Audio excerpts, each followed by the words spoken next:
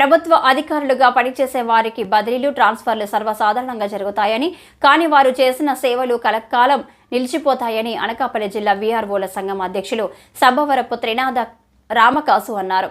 సబ్బవరం తహసీల్దార్ కార్యాలయంలో ఇటీవల బదిలీలు జరిగిన డిప్యూటీ తహసీల్దార్ ఇంటి వెంకట అప్పారావు, మండల surveyor Srinivasarao, computer operator Vinay, మరో 5 గ్రామ సచివాలయ సర్వేయర్లు బదిలీలపై వెళ్లారు. వారికి సబ్బవరం మండల వీఆర్ఓల సంఘం, మండల రెవెన్యూ ఇన్స్పెక్టర్ వీరయ్యల ఆధ్వర్యంలో బదిలీలపై వెళ్లిన అధికారులకు ఘనంగా సత్కారం ఏర్పాటు చేశారు. ఈ సందర్భంగా అనకాపల్లి జిల్లా వీఆర్ఓ సంఘం అధ్యక్షుడు త్రినాథ్ రామకాసు వారి సేవలను కొనియాడారు. 2022లో సబ్బవరంలో డిప్యూటీ తహసీల్దార్గా 10 బాధ్యతలు స్వీకరించిన వెంకట అప్పారావు కొన్ని సందర్భాల్లో తహసీల్దార్ లేనప్పటికీ సమర్థవంతంగా విధులు నిర్వహించి మంచి పేరు తెచ్చుకున్నారన్నారు.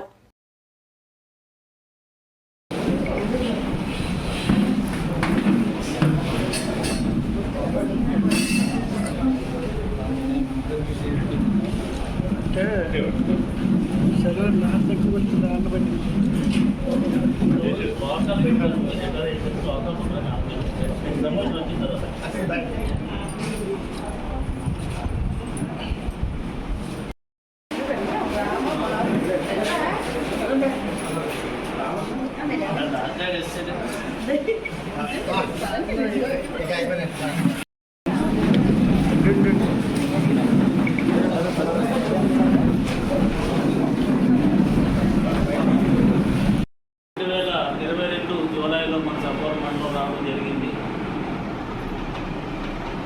మరి వారు వచ్చిన తర్వాత మరి మన మండలంలో మీరు అందరూ చూస్తున్నారు, తనదైన శైలిలో ఏ విధంగా మరి ఇక్కడ వర్క్ చేశారు.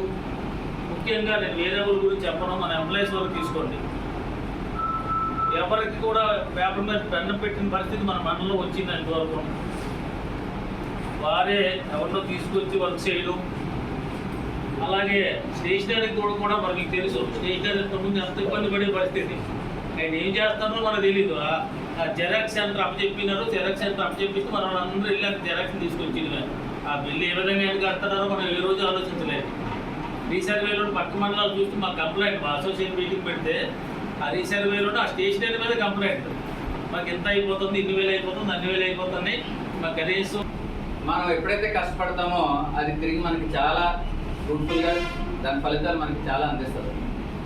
అంటే నేను గ్రూప్ 2 చదవడానికి ఎంత కష్టపడ్డానో, రోజుకి 17 అవర్స్ చదివాను. 3 months చదివాను, 17 hours చదివాను.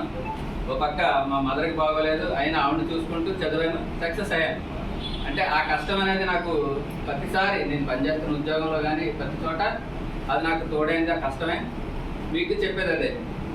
వీఆర్ఓలు కావచ్చు, గ్రేడ్ 2 వాళ్ళు కావచ్చు, 1 వాళ్ళు కావచ్చు, విలేజ్ సర్వేలు కావచ్చు, కష్టపడండి. మీ పై అధికారి ఏది చెప్పినా ఒబే చేయండి, అది మీకు ఎప్పటికైనా ఉపయోగపడుతుంది.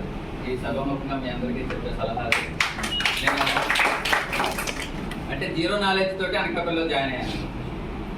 10వ తరగతి వరకు మ్యాథ్స్ పాఠాలు చెప్పేవాడిని, కానీ ఈ రెవెన్యూ సబ్జెక్టు ఇవన్నీ కూడా నాకు చాలా కొత్త. 0 knowledge తోటి జాయిన్ అయ్యాను అనకాపల్లిలోనే.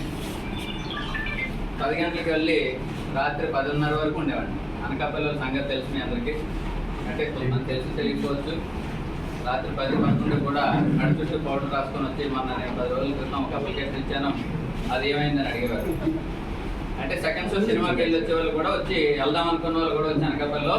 అంటే అప్పటి వరకు చేసేవాడిని నేను ఉద్యోగం అక్కడ. అయినా కూడా మిగిలిన ఫైల్స్ని పట్టుకొని వెళ్ళి ఇంటికి పట్టుకెళ్ళి చూసుకునేవాడిని.